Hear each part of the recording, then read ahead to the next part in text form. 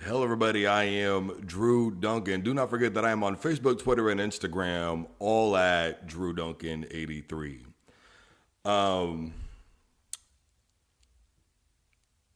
First of all, I know I'm a sports guy, but I'm also kind of a comic book guy. And I don't know if a lot of people know this or not, but the Joker and Batman, and really a lot of comic book heroes, have been researched by psychologists who believe that the criminal mind, especially with the Joker, can be translated a little bit, right? So the question is, with the Joker, is he born a criminal? Was he made into a criminal? Is he truly just psychotic? And that answer actually gets questioned in The Killing Joke. And at the end, and for anybody who's seen The Dark Knight, let me preface it with this. Anybody who's ever seen The Dark Knight, right? The Joker gives two different stories on how he became the Joker, right? And one of them is he had a wife and he ends up taking a blade to his mouth, obviously after she gambles and gets in deep with sharks and all that. And then, of course, the other one is his dad, right? He had a horrible father, and he was an alcoholic and a fiend and all this. And his dad took a blade to him. And in the book, The Killing Joke, or the graphic novel, I guess you could say, when Batman asks him why he is the way that he is, he says, I don't know, maybe I had a wife that died. She did. And he said, maybe I had a psychotic father. I don't know. But if I'm going to have a past, I prefer it to be multiple choice, right? So that's where they get the two ideas. And Batman says to him, no, this is just you. This is who you are. Because obviously in The Killing Joke, people were demanding for years a backstory behind Joker, which is something they never got. Initially, he was the Red Hood, right? And then eventually, as the Red Hood, he goes in, and Batman blatantly just runs in. The police are there. They have it under control. And he actually creates the Joker. And the idea behind it is that both are actually out of control. The Joker's out of control with his lifestyle really beforehand and is looking for justification and believes that everybody ultimately is like him, which is proved in The Killing Joke, which is proved in The Dark Knight, right? In The Killing Joke, Joker tries to take the commissioner and make him evil, right? Make him like him. He believes that everybody's like him. It just takes the right set of circumstances.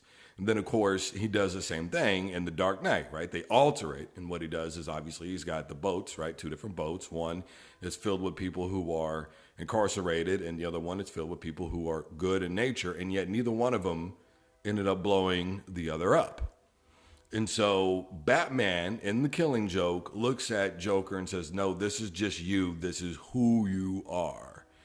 And so the psychology behind the Joker is understood that he is truly just a deranged individual and there's no cure for him, right? They talk about it in The Dark Knight. Some men can be bullied, bought, whatever. There's no price tag for him. He burns the money that he helps them steal, that he takes from the mob. Then he tries to give it back to the mob, and then he burns his half and tells them all you care about is money, right? So that's the thing about the Joker. He is the true definition of being psychotic. And in the new Joaquin trailer, which I'm very excited about, I think they did a really good job of tapping into a lot of those things. It's going to be altered a little bit, but the whole idea of him trying to be a stand-up comedian, that's what he was in The Killing Joke. He was a failed comedian and realized that a lot of things were the joke. It was actually a play on words.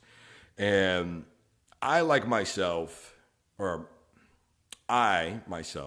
like many others, had a huge discrepancy initially when we found out that Heath Ledger was going to be the Joker. I'll never forget when I heard it. I thought, that guy from 10 Things I Hate About You? Really? But Heath Ledger delivered potentially the best on-screen performance that we've ever seen in the history of cinema, period. It's not a villain performance. It's not a good guy. I mean, it doesn't matter, right? He delivered that. And on some levels, I think that we all need to get past it. Look, was I a big fan of the last Joker that we saw? Yes and no. The one thing I hated was the purring thing or whatever the hell that was supposed to be. I mean, that kind of got on my nerves a little bit. I was like, really, bro? And I mean, let's face it, we all went out to go and see that movie because of the Joker, and he got, what, 15 minutes of screen time? So I'm actually looking forward to a standalone Joker movie, and I think it's going to follow the Killing Joke premise very well. Having said that, I'm going to do my best Heath Ledger Joker impersonation. R.I.P. to Heath Ledger, man. Phenomenal actor when all is said and done. I was actually a huge fan of his movies. I love The Brothers Grimm. I thought that was a phenomenal movie. And then, of course, there was, oh man, what was that one? Remember it had Halle Berry and him, and P. Diddy made an appearance in that movie. The Monsters Ball. I love that movie. Got a little scatterbrain there for a moment. Get kind of nervous doing this. So we'll see what happens. If you love it, great. If not, no disrespect to Heath Ledger. I just have always been a huge fan of the Joker. As a matter of fact, I remember when we were kids growing up, I'm the oldest of 7. And when we were growing up, we would sit around and we couldn't wait. They did a whole week Joker thing for Batman the TV show, the cartoon series, right? I mean, every day after school, we all ran directly home and got right in front of that television and watched it. I mean, those were great times. Those were good days. So here we go. Let's see. Oh, I guess I'll do this one. All right, here we go. My father was a drinker and a fiend. One night he goes off crazier than usual. Mommy gets the kitchen knife to defend herself, only he doesn't like it. Not one bit. So, me watching, laughing while he does it.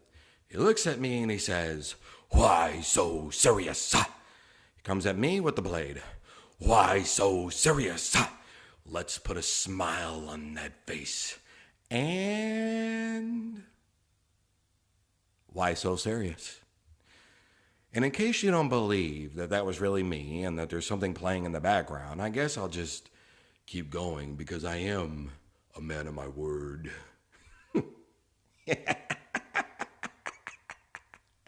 Everybody, I am Drew Duncan. Facebook, Twitter, and Instagram is all at Drew Duncan 83.